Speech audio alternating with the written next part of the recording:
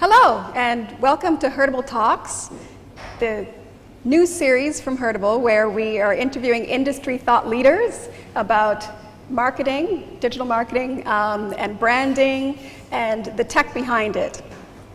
Today, we're kicking off the series with a panel discussion. Basically, the topic will be story versus tech, and we're looking at what is the vital ingredient in the making of a billion-dollar startup. And today with us we have, I'll start nearest to me, Jon Sugihara. He's from Redmart, and he's the Chief Product Officer there. And then we have David Sable. He's the Global CEO of Y&R Ad Agency. Next to him is Prakash Somosundram, who is from ACE, which is the Action Committee of Entrepreneurship in Singapore, and he also now has his own startup called Pealo, which does a platform for companies to get funding. Beside him is Chrissy Lim. Chrissy is from Paperplane, and she does digital storytelling, and her startup has been in our building now for a few years as well. And then at the end down there, we won't forget about you, but it's Nick Pan, and Nick is from VMLQais. He's the director of, digital planning director. So thanks everybody for coming. It's exciting to finally be hosting something that we're broadcasting. And I'll jump right into it. And I should introduce myself. I'm Francine Martindale. I'm from Heardable. I'm the co-founder here.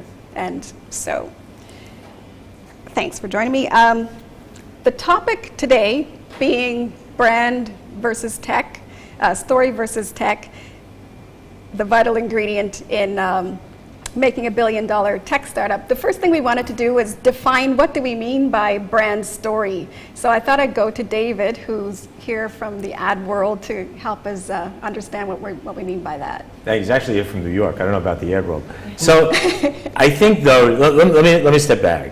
I don't think it's technology versus brand. Yeah. I think one does not negate the other, but I will tell you how we think of it, and then I'll tell you about brand in specific. So the way we look at it, there's three components. There's creativity, there's innovation, and there's technology. Creativity is telling the story. And so you got to tell the story. And a brand is about the story. A brand is the sum total of all the positive and negatives that people feel, have experienced, imagine about your brand, your product, your service, whatever. But that's the story. And the story never changes. So, if you think back to the Iliad, the Odyssey, the Bible, the Quran, Harry Potter, Shakespeare, those are stories. That never changes. That's the creativity. Then you have innovation, which is how you spread the story.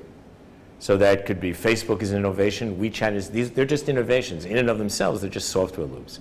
But then you have technology. Now, technology is the enabler. It's the enabler of all of this, but it also enables you to use the story in completely different ways, in ways that we've never been able to do before. So I don't see that it's story versus technology or brand versus technology. Technology becomes a part of that story and a very important part of the story. But then in and of itself, it's an enabler of the brand and the service as well. Okay, and how would we define brand in and of itself?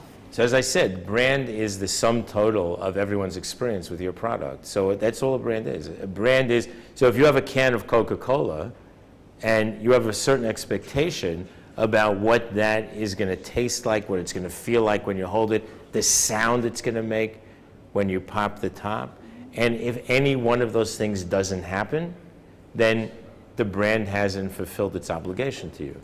But the story of the brand is the sum total of all those things. And by the way, in that story is also the story of too much sugar or obesity or whatever it is. That's all part of the brand story. So it's not just positives, it's all the positives and negatives create that understanding. You look at it, you know what it is. Okay. Anyone want to add to that in terms of? Sure. So if I could jump in, I think what's interesting about technology is that most technology companies, especially in the last 5 years or so, it's become so much easier to build a company. So you have to have that sort of brand evolution happen very, very fast, where some of these sort of older traditional businesses, you were over decades, you were building up what your brand meant. For me, especially with startups, the importance of brand is actually has to do with the life cycle or the phase of your product that your product is currently in. So there's a very interesting TED Talk done by Bill Gross, and he looked at hundreds of companies, startups, and looked to see how they were valued. And he looked at 5 components. So one was idea, team, business model, timing, and fundraising. And he looked at those 5 components and he said, and usually VCs will look at it and say, it's about the team and the idea, and that's what they look at. Can this team execute on the idea, and will they be able to find the right opportunity? And you say, that's the main thing. But what he ended up finding was that if you looked at the most successful companies that actually came out of it, it was timing. And it was that the market needed the product at that moment in time. There's something that triggered the timing of that product to be successful. For any business's life cycle, when they first start out, the important part about brand for a company, like a one-person company, they would say, like, I'm not going to spend hours and I'm not going to pay hundreds of thousands of dollars for my brand to a company because I can't do that right now. But branding is still very important because in the very early stages of your company, you need to identify what's the persona that's going to be successful. What's my customer persona or whatever it is. Who's going to use this first phase of my product? And what the mistake most people make is they say, I need to think really big. So they think about I'm going to generalize. I want everyone to use my product or whatever that might be. And in reality, it's when Twitter first started, it was trying to find the first people who would create and tweet and actually build an audience. It's not the whole world. 99% of the world does not want to actually tweet on Twitter. And so if you don't create a brand that says, at this very moment in my life stage of my product, here's what the brand should be. Here's what people would want my product to be, and create a brand around that instead make the mistake of saying I'm just going to be what I want to be. When I'm $1 billion company, you're going to find that you're going to fail very, very fast because you're going to follow all the shiny things, and you're going to do so many different things all at the same time that you're going to fail because you can't focus yourself. The only thing I'll add to that is that's always been true. So I think that somehow there's this notion that everybody back when, the Coca-Cola, I'll just keep using Coke as the example, that Coca-Cola started and thought about where they are today, and they thought about that can. They came into the market 200 years ago, 150 years ago, whenever it was. They had the same issue. They focused on a very small group of people. And by the way, Coca-Cola was about Coke, in case you didn't realize that. Like, let's be really clear. And they had a small audience. And over time, it grew. And the brand is not quite the same, but the beauty of it is, and all the things that you talked about, it was quick, it was fast, they had no big vision, but over time, those things grow. Google was the same. In fact, today, I'd add another piece to it that you didn't mention, which is the pivot. So many brands, many tech companies, and again, we call them tech companies. They're not really tech companies. They use applied technology. So they're creating something that has a front end. The technology behind it is the enabler, obviously, right? That's what it does. But they're not creating technology. They're using technology. But they start out doing X. They realize, because nobody really cares about what they're doing, but they have something. There's something there. Or maybe they get another idea, and all of a sudden they pivot. But they just keep building that same brand. So they rarely change their name. They rarely change their look because to your point, they paid the money for it. And somehow it works because when they find that right audience and the right thing, it takes off. And the fact that they've been in the market a little bit is great. People love it. They don't know about the pivot. They just know, they didn't start yesterday. They've been there for a year, or they've been there for 6 months. What the product is. And here's what the product is. But you don't know as the user. The VC knows that they've pivoted. Sure. The people who are collecting the money know that they've pivoted, but the consumer doesn't know because they didn't see the other one. Right. Yeah. Nick Pan down at the end. So when would be the right time for a startup to create its brand story? I think for any brand, if they are going out to a market, they need to know what they are about. What problems are they trying to solve? If it's a startup, sometimes I've seen startups having an idea, a good idea, and that's all it is. It's technology for technology's sake. So if we are going to talk about making it meaningful, then what's the human connection? What are we talking? What problems are we trying to solve? And if you are actually truly bringing a value to a consumer, then I think you're doing it right. And that in itself can be a great story. Yeah. It's not just, hey, I have a drone that flies, and that's about it. I mean, like, so what, right? If I'm trying to meet a need. Like, for example, I'll take two case studies. One is Dollar Shave Club and Hello Flow. And I think we know this is a subscription model. It's not new technology. It's nothing at all. It's just very simple. You pay $1, you get stuff on a monthly basis. That's very simple, but it's meeting a consumer need. There is a need right now. So I think that's interesting. And based off of that belief, you can actually build a lot of different stories. And like, for example, Tom's, right? It's all about a specific belief that they have, one for one. And it's not just about shoes anymore. It's about coffee, it's about a community, it's about a lot more than that. And I think that's great brand story. It's not just technology for technology's sake. And I would agree with that, because I think also the reason why a lot of consumers, they don't notice when a really good brand, when they pivot, because the communication has always been about fulfilling their need, communicating with them. And I think the way they see it is they see the product evolving with their needs and stuff. So I think if the question is about timing, then I think every startup entrepreneur, it's all about let's get our minimum viable product out. That's the focus, right? I've got no time to write scripts about my story, definitely. So I think, but what we can think about is, it's almost like a wedding montage, you know. Sometimes you see a wedding montage of a couple getting married. It's always those baby pictures which they take during birthday celebrations, or the current, like the past 1 month where they were actually shooting it. But what happened in between? Where were all the videos? Where were all the pictures? So I think for any startup, if you're creating something, have fun. Create assets, take pictures, take videos, you know, do all this kind of stuff. So you never know. You may just piece them all together and tell a great story at the end. Okay. Chrissy, you come from a company that creates stories for different companies. What's your take on a good brand story? I will answer that. I just want to address this question, what you mentioned about taking loads and loads of photos and stuff. So we started as a company that produced interactive products for the iPad stories and stuff. And so we sat on both sides as a creative agency, because we ended up doing commissions, and we were also building lots of product. So as a startup, right, you are like, exactly like you said, you're all about the minimal viable product. You're all about completely obsessed with details. You kind of feel a little bit like you're like a first-time mother, and here's your baby, and all you think about is this baby. You're completely obsessed with everything to do with what time they eat, what you're feeding them, you know, what they poop, how often they poop, you know, why is this poop green? And all of this stuff is really, really important, because you're building a product, right? And like, there's no story without an amazing product. But to the audience, does it really matter? Do they really need to see every single photo, everything? All they care about is like, what does this mean for me? So I don't really care if your baby is pooping green poo. It doesn't really matter to me. I don't really care if it's pooping like 3 times a day, but I will care if I have to sit next to this baby on a 12-hour flight. You know what I mean? So it's like, it's really about making your messaging relevant to your audience.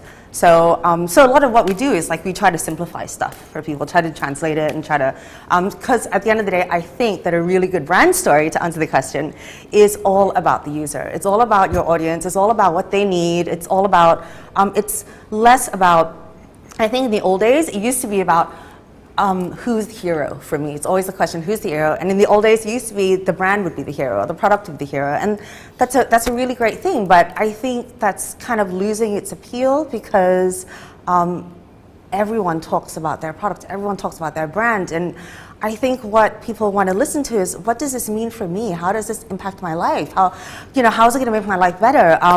Like one of my favorite ads, I'm not really sure what to call it, but Airwick, I think Droga 5 came up with something for Airwick a few months ago. And so Airwick is like room fragrances, right? And you know, it just does what it says on the tin. Yeah. But what they did was they followed all these old couples, and they were moving out of their homes, and they got them to talk about all their memories of the homes, right? Like, you know, like there'd be the one couple who would sort of sit in their living room and read their post and drink a cup of ginger tea. And then another couple who would be, you know, who had spent like 15 years growing this garden, and they had placed their dining table in front of these doors so that in springtime the doors would be open and they could smell their garden. So what Airwick did was they sort of like followed these couples and helped them through the transition. And then they took all these memories and then they made them into fragrance for the new home. And I think that's really powerful for me, because, you know, a really great brand story and really great technology, it's like the cape, it's like the magic slipper, it's like the sword, right? But really great stories are not about the sword, they're not about the magic slipper, they're not about the cape, you know, it's really about the hero and their journey and their trials and their tribulations and what they go through and redemption. And it's really about that sort of sensory currency. You know, it's like, how can you tell a story that makes me feel the way you feel or makes me feel the way you want me to feel? And it's that sensory currency that then provokes action. So let me build on that. I get asked often. In fact, I think I was asked in every city we were in over the past 10 days as I traveled through Asia, what should young creatives learn today? Should they learn coding? What technology should they learn? And as I said, creativity is not about the technology or the innovation. It's just about the story, right? So my view is that you need to read the Bible and the Quran, and you need to read all this, as I said before, because those were the things, thousands of years after they're written, people still relate to the hero. They still relate to the story. It still brings up emotional connection. And why is that? We've lost that. We kind of got lost in this whole technology thing, and we have forgotten that people connect because it's great. And the issue of, and I think it's interesting you bring up Airwick, and I mean, we're talking mostly business to consumer, but you bring up Airwick, and you bring up Dollar Shave Club. I mean, look at Dollar Shave Club.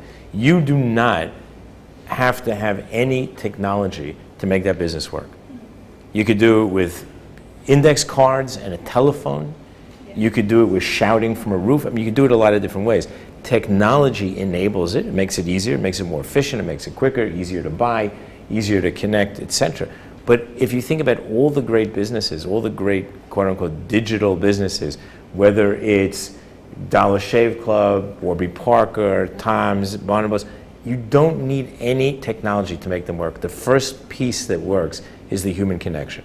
So if you understand the human connection, then you use technology to make it that much more efficient, that much better, make the experience better, make it easier to buy, easier to return, etc. And then that just adds to your brand. That's what builds your brand story. So first you have the story, but then you build the story and you build the brand experience by all those great things. And that's the beauty of technology today. But if you start with the technology, oh, it's great, it's not about the Dollar Shave Club, it's about the fact that you can pay, like, so what? Who cares? You can do that for anything. So do you think that tech startup people get too diverted by the notion of their tech or their product and they don't focus enough on that emotional connection? Yeah, what I've seen is when startups try to pitch, they focus too much on the tech. Yeah. And they fail to build a narrative. You know, we usually, when we coach them, before we bring them on a fundraising exercise, it's kind of build the story to talk about the main reason why they came together, to talk about the purpose of what they're trying to build. At the end of the day, the technology, you know, it's very similar with a lot of different companies. And once you have a narrative there, once there is a connection with the investor community, then it's a lot easier to kind of discuss the details and do the technical due diligence. And we believe that story telling or the narrative not just is something that's built with the founders, but it's also something that you put out to reach out to the millennials who will be joining you. A lot of the guys that we interview, they don't just want to come in and make money, but they want a bigger purpose, they want to solve a big problem. And when they actually bite that story, it's a lot easier for you to actually hire the right people, bring in the right talent, and also feel that the new age or the new approach, the customer plays a big role in this whole brand building exercise, whereas traditionally what we used to do is protect everything in the agency, you know, there's brand bibles and stuff. But a lot of things these days is crowdsourced, you know, things are a lot more fluid, you know, we play with colors and we adapt very, very quickly. There's no time to write a brief. You know, if someone feels that that's the way to try something new, we'll let it, you know, just try it. If it fails, we'll try something else. If it works, we'll continue building on it. Let me step it back a bit because you said something important. So if you think about the TED Talk, so there's actually three audiences you're playing to. So you're playing to the people who are going to buy your product. So that's one brand story. You're playing to the audience, to the investor. That's a second story. And then you're playing to people you want to have bring in, and that's a third story. So when you play to the investors, because I've done this, I've raised money, I took a company public, they do want to know your narrative of your brand or your story, but they also want to know the narrative of the team, who you are, how come you guys came together, what's your personal story? That is a huge brand story, but that is a story. That's not, I tell you, I went on the road with Goldman Sachs taking a company public. Everything from dressing to haircut to the whole deal. They made me keep my hair long, and I wore, Nehru collar shirts because they thought it was cool. This is 1995. My partner, who was more straight, wore khakis, and so the whole thing, because I was the creative guy, It's all scripted. it was all scripted. It's all part of the story. But that was an important part of the story. So the investors wanted to hear your story, but they wouldn't listen to your story until they first heard the story of the group. Then people that you bring in want to hear the story of the investor. They want to know that you've got money. Then they want to hear your story and your vision together, but also your vision of what the company should look like. And then they want to hear the story that you're going to bring to the outside. So each one is different. And if you don't have those three stories coming together, then you're not successful. So I think that's a big insight, actually, that's critical. I think a lot of startups too, the mistake that they make. So I mentor a lot of companies. I hear a lot of people pitch me on the companies that they want to start. And I've interviewed a lot of people who were entrepreneurs and failed. And I asked, the one question I always ask them, the ones that failed, I said, why did you fail and what did you learn? And every single one of them said, I built a product and no one actually wanted it. And this is so important, especially in this ecosystem where a lot of the talent you find is that they call themselves entrepreneurs are actually just engineers. And the difference is that when you think of branding and things like that, any entrepreneur is going to say, like, I don't have time for branding. I can't sit around and write things up like this, right? But in reality, it's not a long exercise. You don't need to have this huge memorandum around what is my brand. You just need to realize, what am I trying to do here? What am I trying to accomplish? What does the customer want from me? How am I going to make their life better? What's the value proposition I'm creating for them? And that might just be one sentence. And your whole brand might just be your mission statement or whatever that might be. And it's worth the time. And it might just take you a day to do that brainstorm with your team. And then this goes along to your point around, building the culture. That's why everyone says culture is so important. That's your internal brand. Your story to the investors will be your external brand, and then your customer brand and things like that. And so those things in the startup world are something you shouldn't be afraid of doing them, and they're just called different things, but it's worthwhile doing that exercise. So I think the important thing for startups to think about is that when you have a bunch of marketers come in and tell you, you've got agencies tell you, build your brand, and they're telling you these great stories and how you can be so creative with telling these stories, everyone's going to be like, I can't do that. I don't have time to do that. I got to go build this product. It's so important you can just scale it down to what does this mean for you at the stage of your company currently is at, and try to break it down into what makes sense for you right now.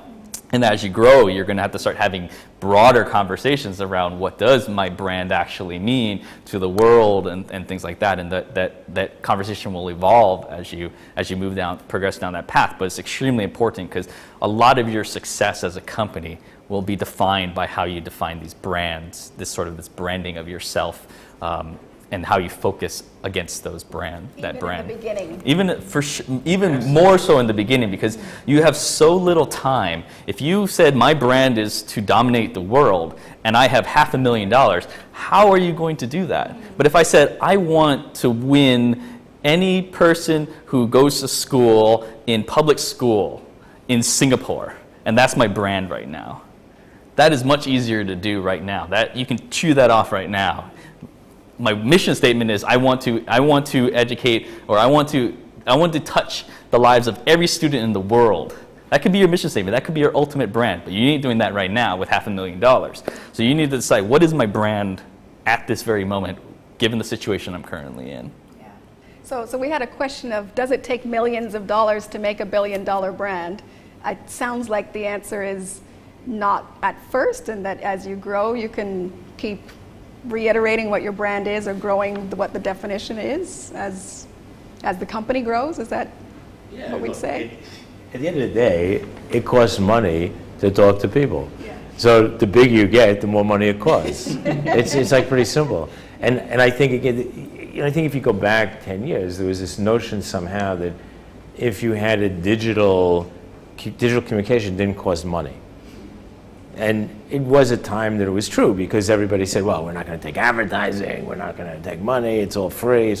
And very quickly, they disabused themselves of that notion, because the investors were like, yo, like, you got to make money. You got to do something. So all of a sudden, they became like, I'm going to sell it. So it costs money. That's full stop. Google spends a ton of money, by the way, on something called television. So does Amazon. They both send mail, like snail mail, to certain key audiences because they know that it cuts through to those people. Companies like Warby Parker open up stores because it actually is a great way to reach people and makes the business model work better because the business model could never have worked the way they had set it up.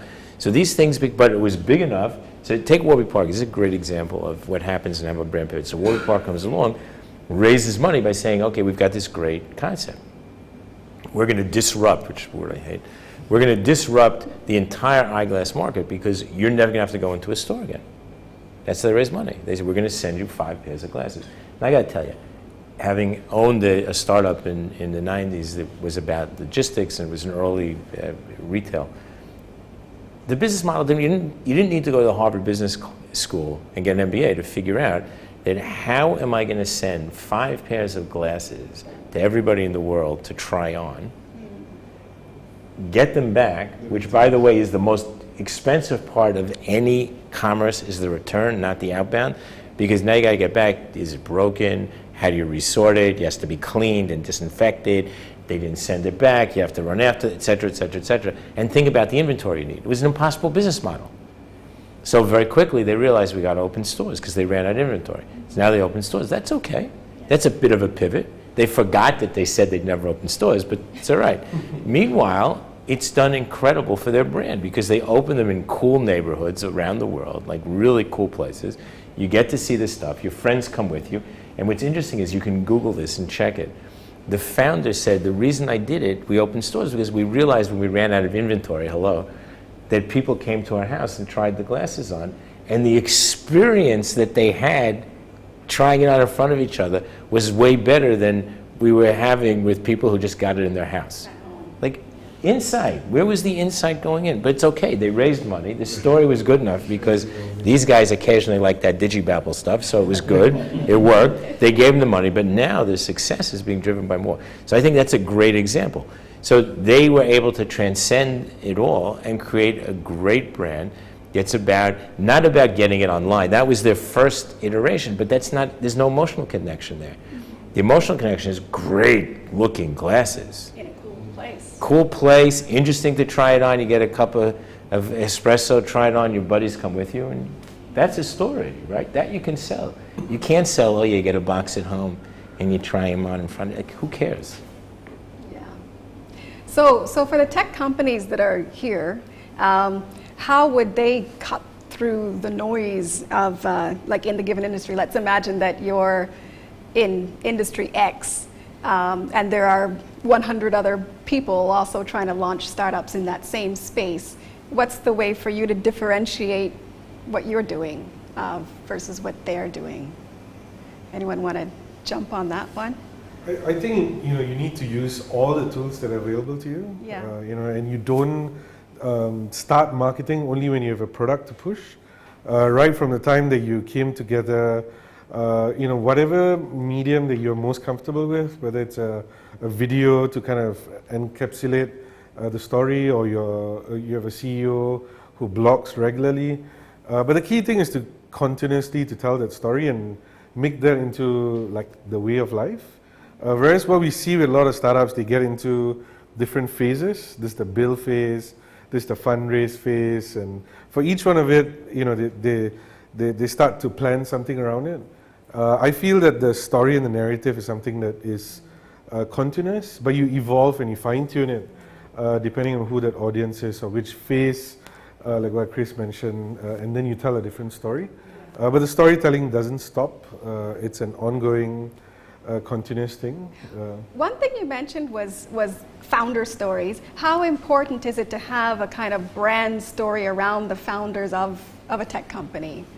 There are a lot of famous people, I could throw out a bunch of names, but does every tech company need to have some sort of famous person involved or I think person that if you becomes look at the famous. major technology brands and you ask the normal person who's the founder and who's the CEO of that company, They don't know. most of the time they have no idea who that person I is. agree. That's And what I was saying before. it doesn't help. Maybe it'll help you in the early phases to get you onto more tech blogs and things like that. But I think if you remember, the way to differentiate yourselves is to have a product that people actually want to use. Do it phenomenally well. Seriously focus on it. Don't let anything else distract you from that particular purpose. A lot of people ask me, especially I started a loyalty program, and everyone's like, I got to do loyalty programs. How do I get referrals? I got to do a referral program. We have a big gimmicky referral program to get people to bring other people in. And it's like, honestly, at the end of the day, think about the most successful products. They had no referral program. It's just they built a great product that people really, really want to use. If you build a great product that people really want to use, they're going to tell their friends, I really like using this product.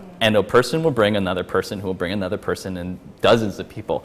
And at the end of the day, almost 100% of the time, that is how people became viral and big. It wasn't because they created this fantastically gimmicky referral program that just tricked people into recruiting a ton of other people. It was just they were so laser focused on building something super valuable to the customer and making sure they did that as well as they possibly could, better than any other competitor that was in the market. So I don't care if there's 150 people out there competing with me, I will do it better than all of them, phenomenally better than all of them. Turning your customers into customer advocates. Right, so I'll give you what I think is a really interesting example of that, because I think it's absolutely so true, and it gets back to the notion of the insight, like have insight into the market. We talked about this morning. So think about before, as I look around, some of you were born anyways, but so Google comes into the market. You had Alta Vista, you had Yahoo, you had Gecko, you had, I don't know, whoever else was there. You had all these different search engines. And some of them worked better than others. We didn't know what algorithms were really, like you didn't really pay attention to it.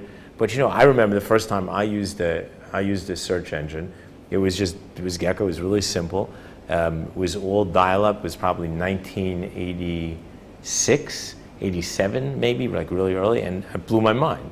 And it was the simplest thing in the world. It took 2 hours just to get like a couple of references. My daughter was writing a paper, she was in 5th grade, and all of a sudden I had like references for what she was writing. It was unbelievable. I never saw anything like it. But then think about what happened. So you had all of these search engines, and what did they do? They all thought that the game was about what they could surround you with, not about the search. So Yahoo started the Yahoo page, and they wanted you, Microsoft started, so they all wanted you to have that home page, their portals, everybody's a portal, they're a portal to this. Along comes Google, and somebody was brilliant and said, wait a second, really what these people want is just to get from here to there. Like these are the red slippers, this is the ruby slippers, right? You click your heels 3 times, I want to go home, and you're there. Like, this is incredible. And so they come out with a page that's white, with a little bar in the middle, and you just type your thing in there. It was brilliant. How could they not succeed? I remember the first day I saw it. I was like, wow, these are the guys who are going to win. It was so clear to me because they had a vision. Yeah. They understood exactly what, laser focused on, it's about search. So it's the execution of their product. It was the it was the understanding that I didn't really care about all that other stuff because it was easy to get. That my goal was to get someplace else. I didn't want to stay on that page. I just wanted to go to find what I was looking for. Simple. Don't distract me. Don't clutter my life. Just give me that bar. Wow, it's unbelievable. Just to add to that, I think a lot of times when we build digital platforms and things like that, clients always ask, how do we measure success? And if it's a search engine, the success should be the least amount of time spent on site, right? It's not the maximum amount of time spent. Why do I hang around and do other stuff? Get what you want, and just go on. I'll give you another. Think about Amazon one-click shopping, which is another big piece that helped build their brand in the early days. So what was one-click shopping about? Up until that point, all we talked about was stickiness. And back in the day, people would literally create web pages without a backup. So you had no choice but to move forward because everybody was charging you on the click through, not the click back. So Yahoo was brilliant at creating this horizontal click stream. So it took you 40 pages to get to. So the idea is how do you stay relevant, but sticky? That's what everybody wanted to be, sticky. They want to keep you there. Along comes Amazon and says, "Why care about sticky?" Yeah, Like, stay on my site for 10 seconds. I just care if you buy. I'm not making money this way. I'm making money because you bought the book, not because you stayed on my site. It was brilliant. So again, they just understood the consumer's insight. It's not about disruption, it's about anything else. It's just simple. They understood the consumer need. Help me get out of the store. That's all I do. I want to buy the book. Goodbye. Simple. Right. Okay, so I think we're finding a theme here in terms of what the successful companies have in common. There was a question that was sent in, so I'll read it out. Research by US-based first round capital shows that there is about a 0.00006% chance of creating a $1 billion valuation company. When you look at Uber, Slack, Tumblr, Facebook, Google, and other companies that have achieved this goal, what are the key components of these branding strategies that all the companies share, or have they all taken different approaches? So is there some common theme? I think what we've all sort of danced around is the fact that people understand what their customers want. Is there more to it than that? Probably I think all the things that you've heard from the point of view of strategy and tactic were the same. I would also say that Tumblr is a little bit different, but if you look at Uber in particular, even if you look at Amazon, one of the biggest issues is that these guys have been given a buy in terms of profitability, in terms of regulation, in terms of whatever. So I think the real challenge is going to be, the Uber story is great. I understand you have Grab here, which is also pretty cool. But I think the Uber challenge is going to be interesting. What happens when they actually have to pay for their service? So it's real easy. They created a story which said, we're cheaper, we're quicker, it's great. Their technology is cobbled together, but brilliantly, it's seamless, but it's all off the shelf. There's nothing that they created for it. It's beautiful, it works, and I'm a big Uber user. The problem is that they're not paying their drivers enough. The drivers are starting to revolt all around the world. They have way too many drivers now because they brought in so many, and so the drivers are complaining all over the world. It's harder. So in the beginning, when you had 10 drivers, they all made money. Now that you have 50, it's harder to cop a fare, so they're working harder. There's no regulation, so companies like ours, we're technically not allowed to use Uber for business because it's not clear that their insurance actually covers us if, God forbid, there's an accident. So what happens when all that hits the table and they actually have to make money, so they're going to hook you, now they're going to raise their rates, much like Amazon and everyone else is doing. Then they're going to have to start paying for regulations, so more insurance, benefits for the drivers, etc. Rates are going to go up again. That's going to be the test of the brand. Right now, it's just, hey, wouldn't you love to go? It's easier and it's cheaper? Of course. So I'm not sure the brand story is actually finished yet. Let's see what happens in a year or two when that technology is more available and the Grabs and others become more, and Lyft. Lyft just signed a deal in Detroit. They just bought a bunch of cars. All kinds of interesting things happening in the world. So let's see. On the Uber, just to continue with that, so Grab Taxi, what they've done really, really well is create a really strong internal brand story.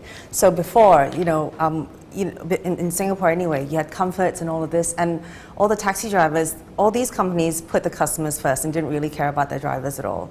And what Grab Taxi did was they really put a lot of recognition on the drivers. They gave them rewards, they gave them loads of incentives, and they made, when I take a lot of taxis, I don't do Uber that much, and every taxi driver I ever meet are always really proud to be a Grab Taxi driver, and it's almost like the Singapore Airlines girl, and I think that's the strength of an internal brand story as well.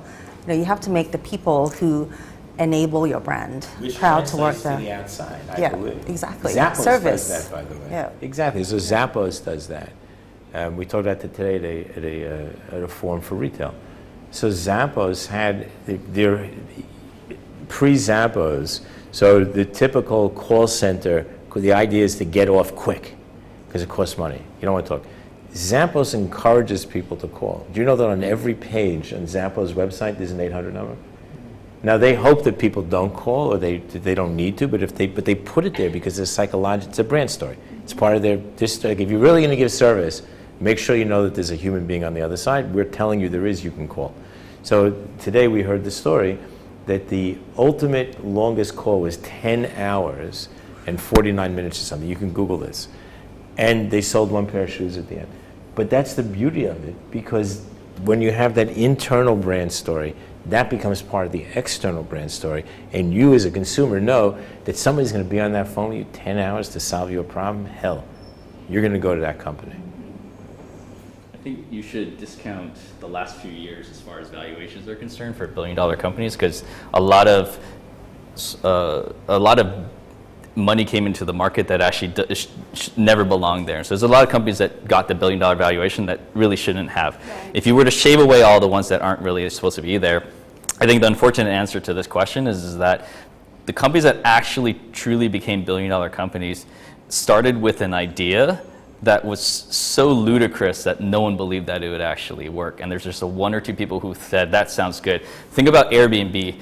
Rent your home to a stranger who may destroy it and steal everything in it so that you can make some money.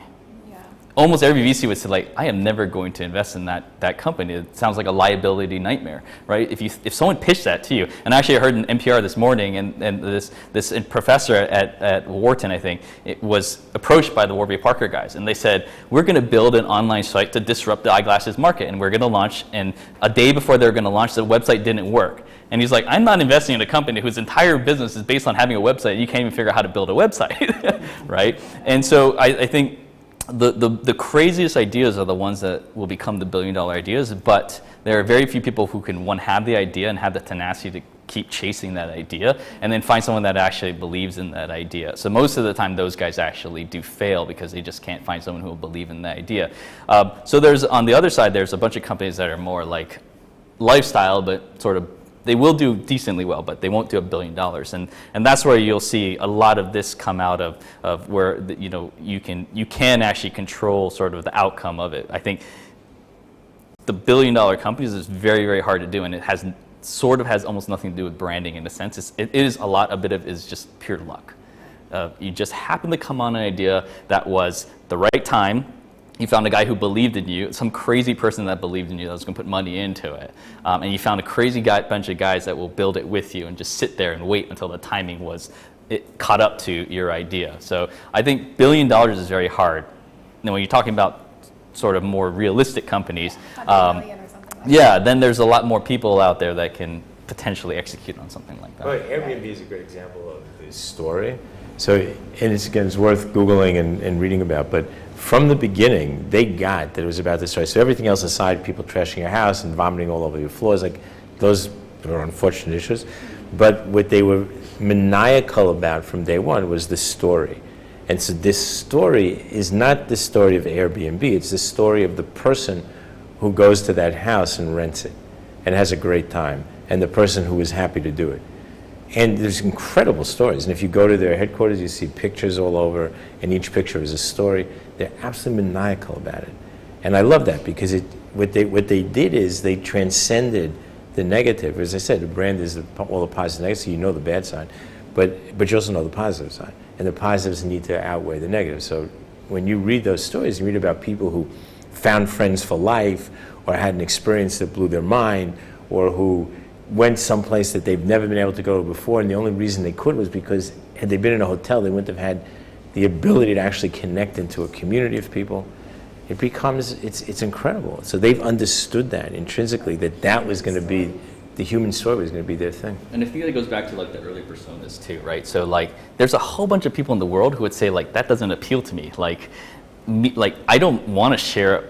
I don't want to be the roommate of some stranger who's going to show me the world. And I don't want to rent my place to a stranger and then show them the whole city. But they knew that there was a decent proportion of people who would want to do that, and then would go and tell all of their friends that it was an amazing experience. And so they were very smart in the sense that they said, I'm not going to be stupid about who will love this service, and I'm going to focus on the story I tell to those guys, and I'm going to build an application that will focus on that use case and that population and that persona, and I'm just going to milk it as much as I possibly can.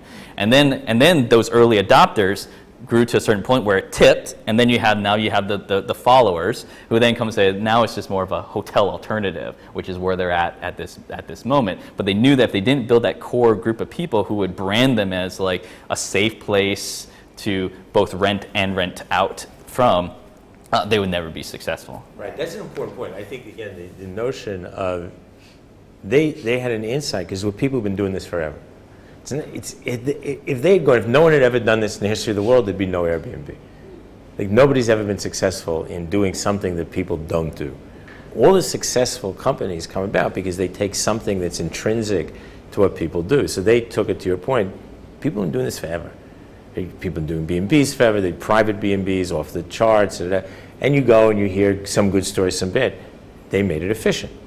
They made it work better. And then all of a sudden it becomes the alternative to hotels. And that's the beauty of it. That's what makes it so interesting. That's what makes it work. And I think that when you look at the best services and the best, most successful companies, they're the ones who understand that. They start with a truth, and they move out of that truth, and they move that truth on and make it more efficient, easier to do, better to do, and then all of a sudden you've got a unicorn. Right. 2 more questions. Both could lead from where you just were. I'll ask for this one. Is there a difference in creating branding for startups or branding for established companies? And I'll even say branding for tech startups versus branding for companies that have in more traditional industries. Yes, no? Branding, you're talking to the wrong person. Branding is branding. I think all the things that we've been talking about, to me, the beauty of it all is that It applies to everybody. it applies to everything. I don't care if you're selling Coke, industry, business to business, not. It just is. You tell this story. And what's interesting is if you look at companies that didn't do such, Microsoft is a great example. So Microsoft, dinosaur tech company, I think it's like 300 years old, for the longest time, didn't pay attention to their brand because they didn't think they needed to. And the reason they didn't think they needed to is because we all used it, we had no choice, and it kind of worked, and it was all engineers to the point that you made before, which was awesome. And so engineers created the products. They weren't that friendly, they weren't that easy to use, or as easy as they could be. And one day they wake up and they got competition all over the place. So they have to reset. And so they reset by starting to talk to consumers, which they hadn't done, and going into all kinds of different things, and they reset their brand, but they also reset their products. And they start thinking about other products they can do, and all of a sudden, they're no longer a dinosaur. Their stock is at all-time high. The products are still pretty successful because they figured out that, actually what we sell is productivity, and that's a good thing. And so people like that. And by the way, we now opened up to iPad, so you can use the products on iPad or on iOS, whatever, and all of a sudden, like, wow. So there's a great story. They didn't change their name, but they refocused their story. Yeah, they went back and they just said, hey, we're Microsoft, this is what we do. We really care about you. You're important to us. Here's the price. You love our products. You know our products. We never really thought about us as a brand. We are. Here's what we are. So I think that is a clear opportunity. Dell is another one. He's our client. Michael bought his company back because he was tired of playing to the street. So every quarter, he didn't control his company. Wall Street controlled his company. Now he controls his company again. And it's completely different. Internally, externally, the story is different. It's about entrepreneurialism. It's about all kinds of interesting things. And he's more successful. Last question then. About Asia, why have there not been more unicorn companies coming out of Asia like Tencent and Alibaba have? Is it the market's big? We have China, we have Indonesia in terms of number of people. What are the other parts of the world doing differently? The dreams are too small. Yeah. Yep.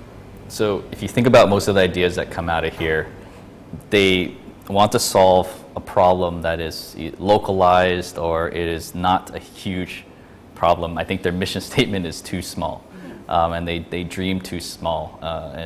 This is why I'm saying that you have people, the billion-dollar companies, where the guys that sat there and came up with this wild, ridiculous idea, and you haven't seen people kind of push themselves to think of that way. And maybe it's somewhat cultural, and we have to be a little bit more risk-adverse. And I don't want to bet the house on this, and I need a job that's going to last for the next few years or whatever it is. Whereas the other guy said, I'm all in, shoot for the fences. I'm swinging for the fences. If I have no job in 1 year, I don't care, because I want to change the world in some way, shape, or form. I want to change the whole world in some way, shape, or form.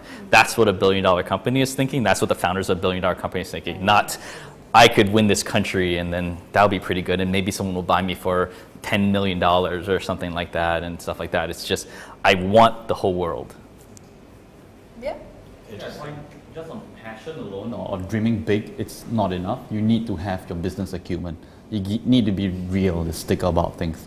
I see a lot of young people having lots of passion, and I think the romanticism of this entrepreneurial and startup scene, it's very enticing, it's very sexy, but come down to it, is there a market size? Do your homework. Is there a business proposition? Do your homework.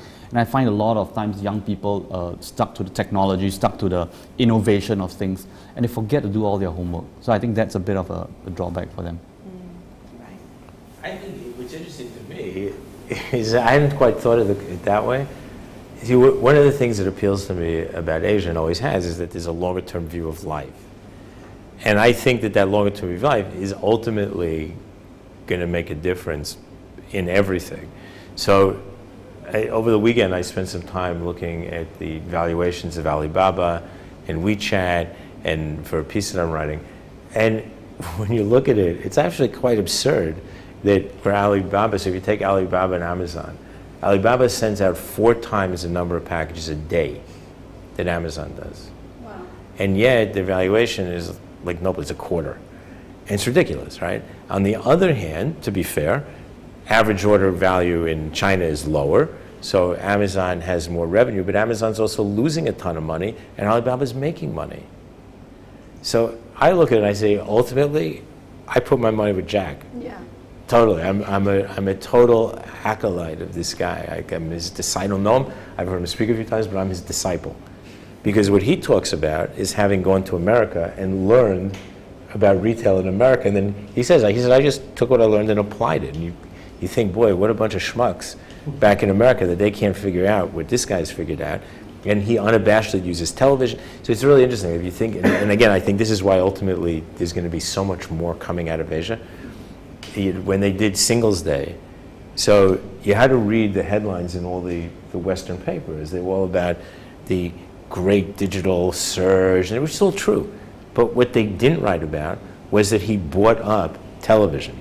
He literally bought out every show in China.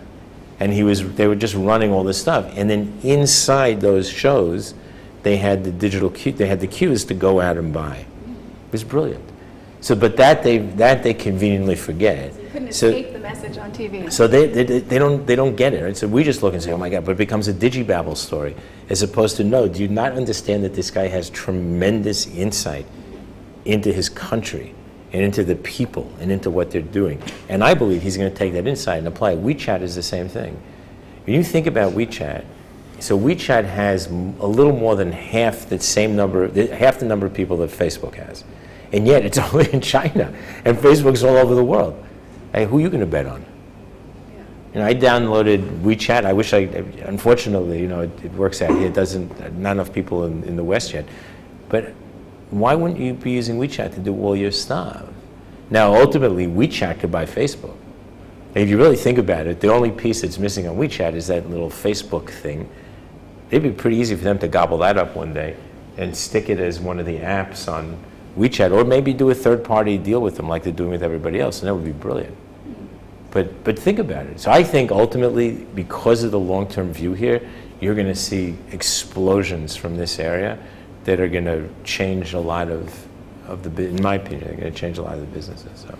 There's something special about Southeast Asia is that it's not one country, one homogeneous country, it's many countries. And if you ask Singaporeans, let's say take Singapore for example, how well traveled are Singaporeans? Yeah, they travel a lot. They go to hotels, they go to tourist attractions, but what do they know about the lives that people are living there? What are their daily needs like? So I think as from a planning background as well, we need to have that human understanding of the human need in those markets and what those needs are, then we can create a meaningful product for them. So I think travel more, see more, understand more, read more, then you'll get, the needs will just jump out. And right time, go in. I think there's two things that I would look at over here. So one, I would challenge everyone to dream much bigger over here. Half of the world's population lives in this area.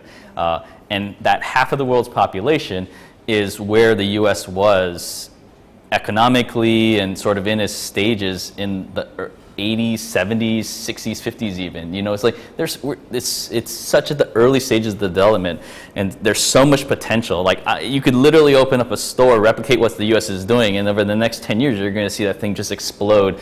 When I was selling into the Philippines and Indonesia, they would say, you know, in the U.S. I would try to sell to the U.S. and they say, well, next year we're predicting about a negative 3% growth rate. And in Indonesia, the guy was like, I have five restaurants right now, or five locations right now. I want to be 200 in the next 5 years.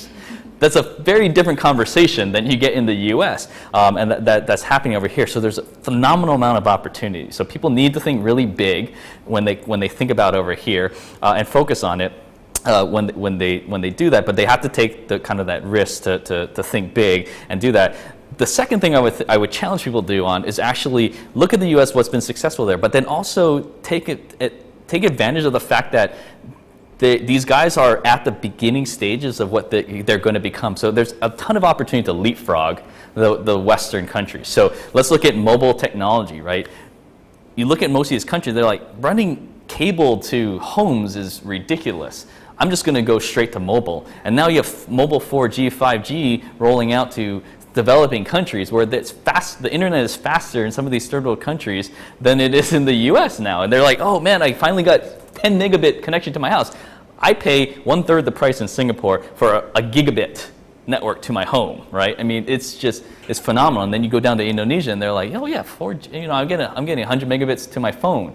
It's a whole different spectrum now of what the possibilities are there, where you can just say, well, there's some stuff that worked in the US, but guess what? I'm just going to skip steps A to B and C and D. I'm going to jump to step E. And now I'm actually ahead of the US, and I have 3.5 billion people to go at my disposal who are now just starting to move into this economy of disposable income and all that kind of stuff. I have a lot of money that I can start spending now over the next 10 years. And think Latin America. Yep. And think Africa. Mm-hmm. So you put it at, and it's like all of a sudden the U.S. looks like little tiny place. Exactly. Yeah. All right. Well, I think on that note, we're going to wrap up. Thanks everybody for your input. It's been great. This is our first talk. So to summarize it, basically we're saying that we want to have brands make an emotional connection with their user, with the three markets of different people that we talked about.